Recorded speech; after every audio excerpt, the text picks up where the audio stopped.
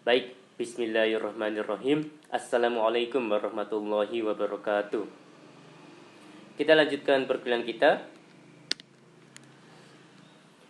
Topik perkuliahan kali ini adalah Human Resource Scorecard.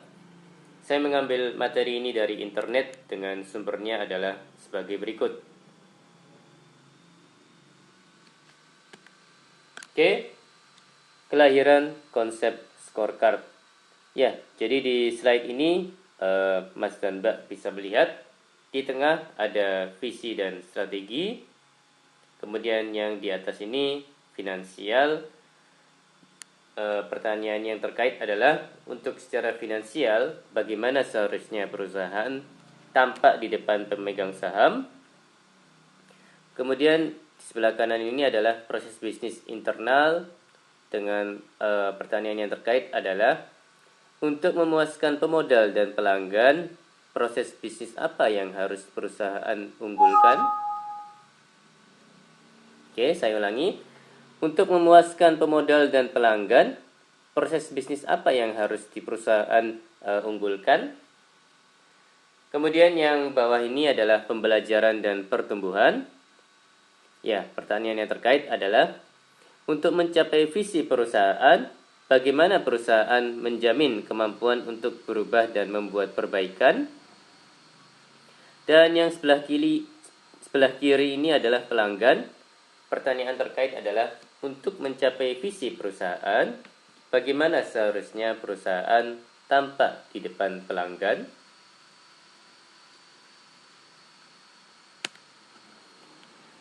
Oke, ya ini pengertian balance scorecard. Jadi ada 4 perspektif ya Mas dan Mbak ya. Jadi yang bagian ini perspektif pelanggan. Pada perspektif ini fokus terhadap kebutuhan kepuasan pelanggan termasuk pangsa pasarnya. Sedangkan di bagian ini pembelajaran dan berkembang fokus pada memperhatikan langsung bisnis seluruh akses pendatang orang-orang dalam organisasi dan infrastruktur. Kemudian di bagian ini perspektif keuangan fokus pada mengukur hasil tertinggi yang dapat diberikan kepada pemegang sahamnya. Dan yang bagian ini perspektif internal memfokuskan perhatiannya pada kinerja kunci proses internal yang mendorong bisnis perusahaan. Oke, masuk ke latar belakang Human Resource Scorecard. Balance Scorecard dalam dunia dan bidang tugas sumber daya manusia dikenal dengan nama Human Resource Scorecard, yang dikembangkan dengan model yang terbukti ampuh dalam mendorong kinerja karyawan. Human Resource Scorecard menunjukkan bahwa terdapat hubungan kinerja individu terhadap organisasi.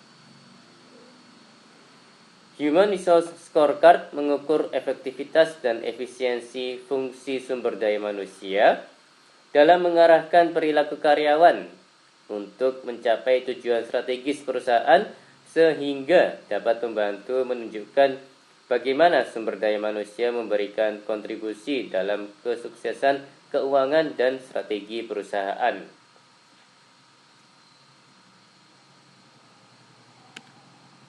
Oke, tahapan model Human Resource Scorecard ya ada 3 ya Mas dan Mbak ya. Pertama, proses perencanaan kinerja. Yang kedua, proses perbaikan kinerja. Dan yang ketiga adalah proses tinjauan kinerja. Ya, model Human Resource Scorecard ada 4 perspektif. Bagian ini perspektif konsumen, ya, fokus pada meningkatkan kinerja, kompetensi, dan kepuasan pegawai. Kemudian yang bagian ini perspektif pembelajaran dan pengembangan, fokus pada meningkatkan kompetensi yang ada. Kemudian bagian ini perspektif keuangan, fokus pada memaksimalkan keuntungan para shareholder. Kemudian pada bagian ini perspektif proses bisnis internal, fokus pada menerapkan strategi, berfokus pada pegawai.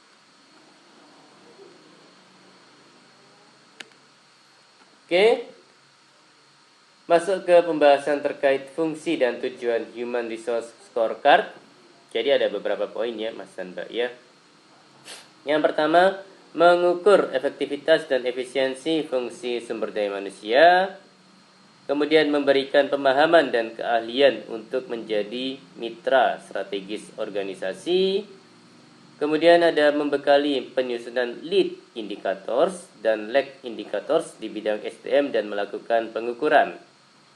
Kemudian ada juga memperkenalkan software sederhana sebagai dashboard kinerja sumber daya manusia yang memudahkan bagian sumber daya manusia mengelola kinerja sumber daya manusia secara optimal. Oke, masuk ke pembahasan terkait dengan faktor penyebab kegagalan penerapan Human Resource Scorecard atau HRS ya, Mas dan Mbak ya.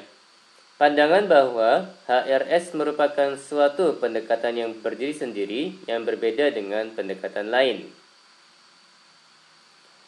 Berikutnya, ada kekeliruan dalam penentuan variabel dan tolak ukur HRS. Kemudian, improvement goals tidak didasarkan pada kebutuhan stakeholders. Dan kemudian ada karyawan kurang mempunyai rasa memiliki terhadap perusahaan. Oke. Demikian perkuliahan kali ini. Mohon maaf kalau ada kata-kata yang salah. Terima kasih atas perhatiannya. Wassalamualaikum warahmatullahi wabarakatuh.